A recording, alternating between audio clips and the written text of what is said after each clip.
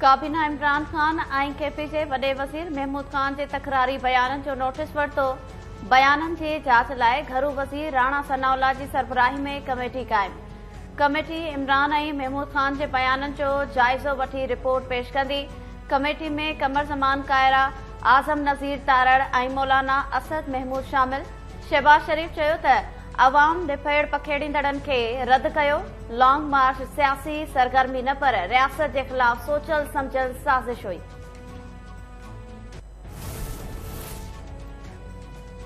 PTI chairman बेतमाद रित दौरान आसिफ ज़रदारी सां राब्तनि जी तरदीद करे छॾी। आसिफ ज़रदारी ऐं मलक रियास विच में थियल ॻाल्हि ॿोल खां बि लातालकी ज़ाहिर।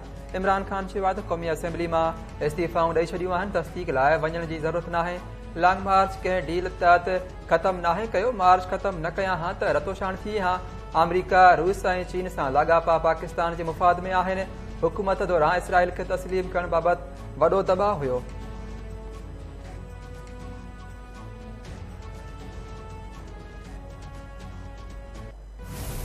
नया प्रोपेगेंडा, क्योंकि झूठा खत उसका तिया पांचा हो गया। जान का खतरा है, मैं कत्ल कर दिया जाऊंगा, उसका तिया पांचा हो गया। लॉन्ग मार्च का तिया पांचा हो गया।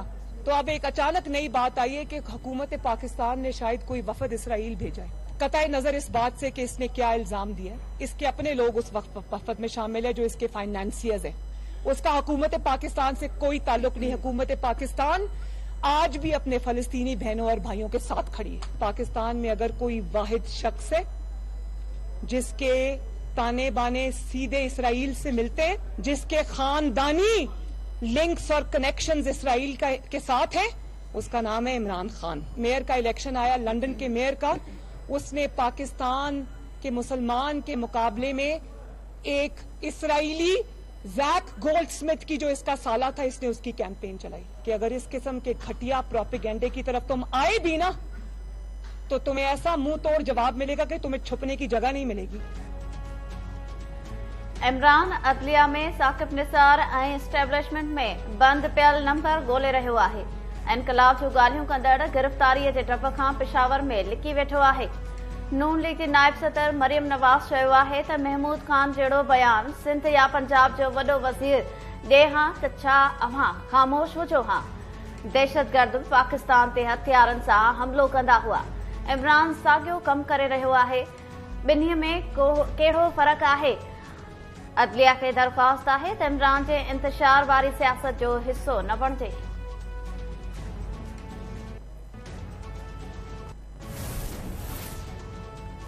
पीटीआई जी वफ़ाक़ी हुकूमत जे सरकारी दौरनि ते तनक़ीद। फवाद चौधरी चयो आहे त खज़ानो ख़ाली हुअण जूं दावाऊं कंदड़ ॿुधाइनि त परॾेही दौरा कहिड़नि पैसनि ते करे रहिया आहिनि। बिलावल ऐं शहबाज शरीफ़ मुल्की नाणे ते दुनिया घुमी रहिया आहिनि। पीटीआई पारां मार्च दौरान तशदुद वारियूं वीडियोज़ आलमी इदारनि खे मोकिलण जो ऐलान।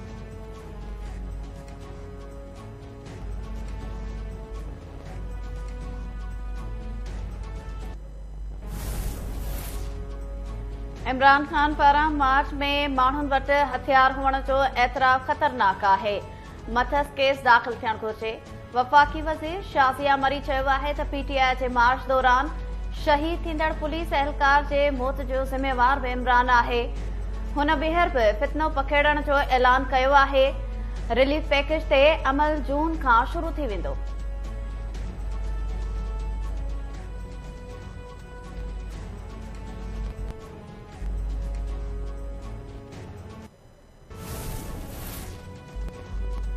वफ़ाक़ी हुकूमत सरकारी स्कीम तहत हज पॉलिसीअ जो ऐलान करे छॾियो।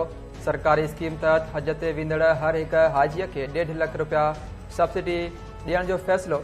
मज़हबी मामलनि वारे वफ़ाक़ी वज़ीर मुफ़्ती अब्दुल शकूर चयो आहे त मुल्क जी उतरनि हिसनि लाइ हज जो ख़र्च 8,51,000 ऐं ॾखण वारनि हिसनि लाइ हज जो कर्ज़ 8,60,000 रुपया रखी वियो आहे। सऊदी हुकूमत बि गैर मामूली हालतुनि सबबि हज कोटा 1,80,000 मां घटाए 81,210 कई आहे।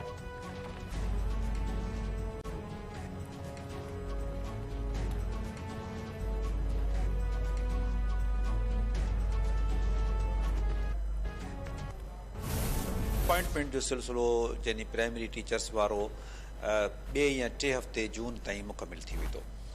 जीएसटी जो मरहलो बि असांजो तकरीबन मां सम्झां थो त 15 जुलाई ताईं असां अपॉइंटमेंट ऑर्डर्स ॾेई छॾींदासीं। अॻे कॾहिं बि एतिरो डिघी वेटिंग लिस्ट न ठही आहे। 2 सालनि ताईं रिक्रूटमेंट कोन थींदी, तंहिंजे करे जेके रिटायर थींदा वञनि टीचर उन जॻह ते वेटिंग वारा ईंदा वञनि ताकी असां वटि इहो जेको टीचर्स जी खोट पैदा न थिए। इहे 50,000 ई डोमिसाइल असां चेक कराईंदासीं। हिकिड़ा कैंडिडेट उहे आहिनि छोकिरा छोकिरियूं जिनखे कराची वारनि खे इहा ख़बर ई कोन हुई त डोमिसाइल ऐं PRC फार्म C खां सवाइ को D फार्म हूंदो आहे। ॾिसो NTS जो रुगो प्राइमरी स्कूल टीचर्स जी ॻाल्हि असां कयूं त 82,000 माण्हू पास थिया हुआ, पर उन्हनि जेको मार्कुनि जी उन्हनि ॾींहंनि में अलाए कहिड़ी होलसेल मार्केट हुई, अलाए छा हो, हर माण्हू जो 70, 80, 85 मार्कूं आहिनि। हाणे तव्हां 40 वारे खे ॾियो पिया, उन वक़्त में तव्हां 60 वारे 70 वारे खे तव्हां नज़रअंदाज़ कयो पिया। हर दौर जी पॉलिसी हूंदी आहे ऐं हर दौर जी थर्ड पार्टी जेका आहे उहा उन्हनि ॾींहंनि में शायदि मार्कुनि ॾियण में फ़राख़ दिलि हुई। सिंध में IBS सखर ज़रिए भर्ती थियल समूरनि उस्तादनि जा डोमिसाइल चेक कराइण जो ऐलान। KTN न्यूज़ सां ख़ुसूसी ॻाल्हि ॿोल कंदे तालीम वारे सेक्रेटरी अकबर लगारी चयो आहे त कमिश्नर्स ऐं DC भर्ती थींदड़ उस्तादनि जे डोमिसाइल जी तस्दीक कंदा। कराची ॾखण ज़िले में बि 4 उम्मीदवारनि जा सुञाणप कार्ड ॿिए सूबे जा निकिरण ते संदन ऑर्डर रोकिया आहिनि। NTS टेस्ट पास उम्मीदवारनि जो को बि हल नाहे, रुगो अदालत वियल पटिशनर्स खे बि ॿुधूं पिया।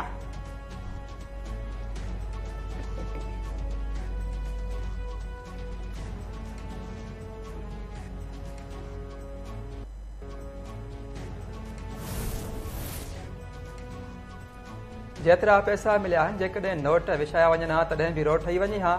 आवाम जी सहूलियतुनि तरक़ियाती कमनि लाइ मिलंदड़ रक़म करप्शन जी वर चढ़ी वञे थी। Sindh high court Sukkur bench Khairpur में तरक़ियाती कम न थियण वारे केस में रिमार्क्स।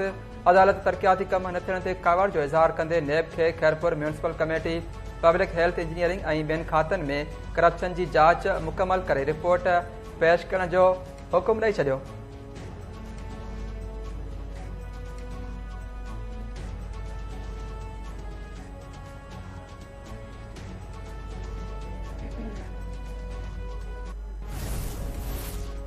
हुकूमत महांगाई सटल अवाम मथां पेट्रोल बम खां पोइ बिजली बि किराए छॾी। फी यूनिट में ₹3.99 इज़ाफ़ो। नेपरा बिजली विर्छ कंदड़ कंपनियुनि जी दरख़्वास्त ते फ़ैसिलो ॿुधाए छॾियो। वाहिपेदारनि ते 51 अरब रुपयनि जो वाधू भार पवंदो ऐं वाधू बिल ईंदड़ महीने खां अदा करणा पवंदा। वाध फ्यूल एडजस्टमेंट जी मद में कई वई।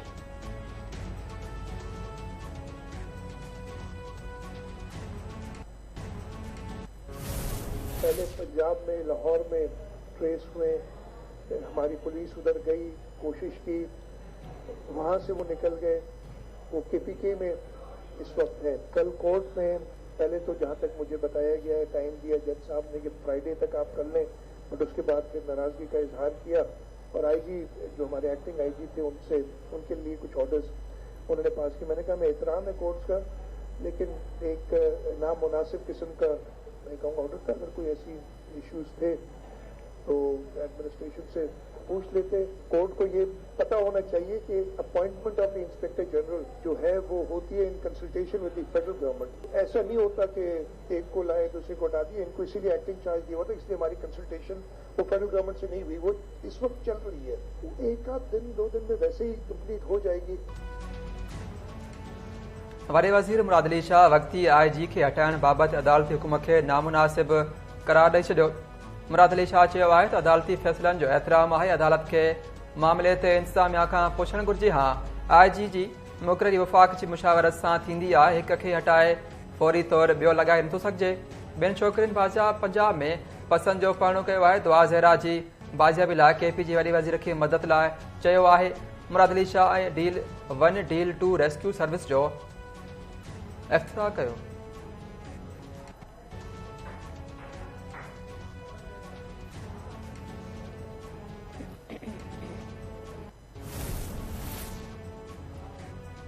सिंध हाई कोर्ट सूबे जे मुअतल कयल 336 वैक्सीनेटर्स खे बहाल करण जो हुकुम ॾेई छॾियो।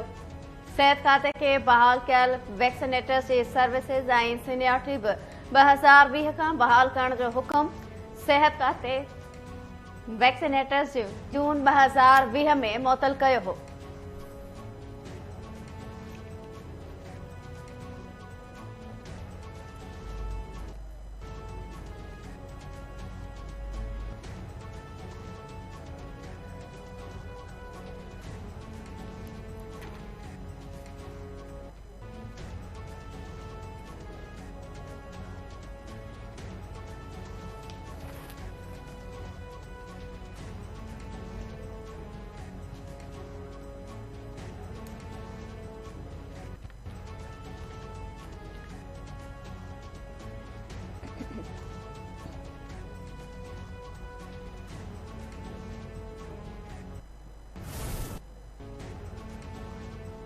सिंध हाई कोर्ट के चीफ जस्टिस की नोटिस वठण बाद कुनरी पुलिस हरकत में अची वही।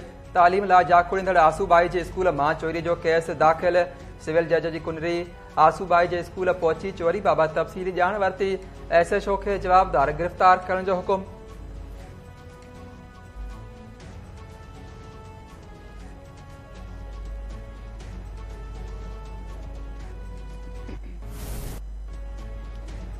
मुल्तान में कराची ईंदड़ औरत से ट्रेन में इज्तिमाही ॾाढाई कंदड़ रेलवे मुलाज़िम गिरफ्तार। IG रेलवे फैसल शाकिर चयो आहे त जवाबदारनि शुरूआती जांच दौरान टिनी जवाबदारनि ट्रेन में औरत से ज्यादती करण जो एतराफ़ कयो आहे। मामले की वधीक जांच जारी आहे।